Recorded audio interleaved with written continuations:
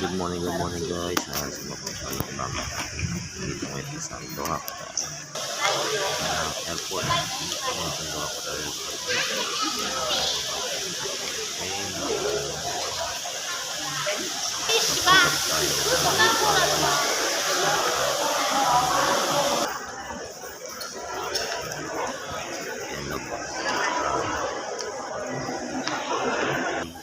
Napakaganda.